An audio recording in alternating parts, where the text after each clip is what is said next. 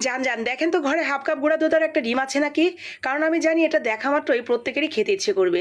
তাই দেরি না করে ঝটপট হাফ কাপ গুঁড়া দুধ আর একটা ডিম নিয়ে রান্নাঘরের দিকে দৌড় মারেন। প্রথমে এই ডিমটা সুন্দর করে এভাবে ফেটিয়ে রেখে দিবেন। জাস্ট এমনিতেই, কিছু দিতে হবে না।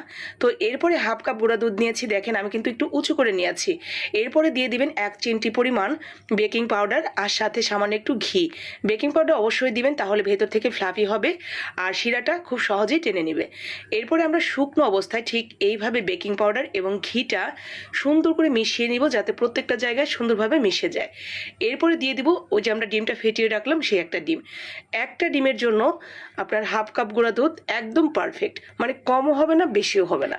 আর যদি বেশি করে তৈরি করতে চান তাহলে মেজারমেন্ট বাড়িয়ে কমিয়ে নেবেন, তাহলেই হয়ে যাবে। তো সুন্দর করে মেখে আমরা ঠিক এইভাবে রেখে দিব। মাখানোর সময় একটু চ্যাটচ্যাটে মনে হতে পারে যে একটু পাতলা, কিন্তু 10 মিনিট রেস্টে রেখে দিলে দেখবেন একদম সেট হয়ে শক্ত হয়ে যাবে। তো 10 মিনিট পর দেখেন আমি হাতটা ধুয়ে সুন্দর করে ক্লিন করে নিয়েছি, আর এটা কতটা বেশি সুন্দরভাবে সেট হয়ে গেছে। এখন আর হাতেও লাগবে না, আর খুব সুন্দর করে শেপও দিয়ে নিতে পারবেন। সামান্য একটু ঘি মেখে নেবেন হাতে, তাহলে খুব সুন্দর হবে শেপটা। এরপরে প্রথমে আমরা একটা চামচ দিয়ে যত বড় করতে চাই সে অনুসারে পিস পিস করে নিলাম। আমার মোট 11টা হয়েছে এখানে। তো 11টা মিষ্টি ঠিক এইভাবে আমি বানিয়ে নিয়েছি, মানে প্রথমে গোল করে এরপর একটু চ্যাপ্টা করে নিয়েছি। এরপরে এখানে আমি হাফ কেজি দুধ আগে জাল করা ছিল, এরপরে আবারও এখানে জাল করলাম। তার সাথে 2টা এলাচ দিয়ে এখন সেই দুধের মধ্যে দিয়ে দিলাম সেই মিষ্টিগুলো। এখন এইভাবেই আমরা জাল করতে থাকবো, আর যখন বলক উঠবে তখন আবার ঢাকনা খুলে আবার ঢেকে দিব।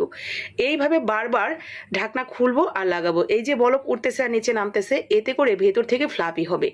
তো এইভাবে যখন ভেতর পর্যন্ত একদম সিদ্ধ হয়ে যাবে আর অনেকটা বড় হয়ে যাবে ফুলে, তখন মনে করবেন যে হ্যাঁ এটা পুরোপুরি রান্না হয়ে গেছে। তখন দিয়ে দিবেন এখানে চিনি। তো চিনিটা আগেই দিবেন না, তাহলে একটু সিদ্ধ হতে ঝামেলা হয়। তো এরপরে চিনি দিয়ে আবার ঢাকনা দিয়ে ঠিক একই প্রসেসে আমরা এটা রান্না করতে থাকবো। মিষ্টিগুলো সুন্দর মতো রান্না হতে থাক। রান্না হতে হতে গত ভিডিওতে যারা সুন্দর, সবাইকে অসংখ্য ধন্যবাদ সুন্দর সুন্দর কমেন্ট করার জন্য। আজকের ভিডিওটি ভালো লাগলে অবশ্যই সুন্দর একটা কমেন্ট করে, লাইক কমেন্ট করে শেয়ার করে দিবেন, যাতে পরবর্তী ভিডিওতে আপনার নামটা আমি পড়ে দিতে পারি। তো এই তো রান্না করতে করতে কিন্তু আমাদের মিষ্টিটাও সুন্দর মতো হয়ে গেছে। একদম যখন গা মাখা হয়ে যাবে তখন আমরা এটা ঢেকে রেখে দিচ্ছি এক সাইডে, ঠান্ডা হতে থাক। এরপরে এখানে আমি অল্প একটু গুঁড়া দুধ নিয়েছি আর সামান্য একটু ঘি দিয়ে ইনস্ট্যান্ট একটা মাওয়া মতো হয়ে গেল। এরপরে ঠান্ডা হয়ে গেলে সেই মিষ্টিগুলো আমরা উঠিয়ে নিয়ে এই গুঁড়া দুধের মধ্যে কোট করে নেব। ব্যাস, তাহলে রেডি হয়ে যাবে অসম্ভব মজার লোভনীয় স্বাদের মালাই টোস্ট।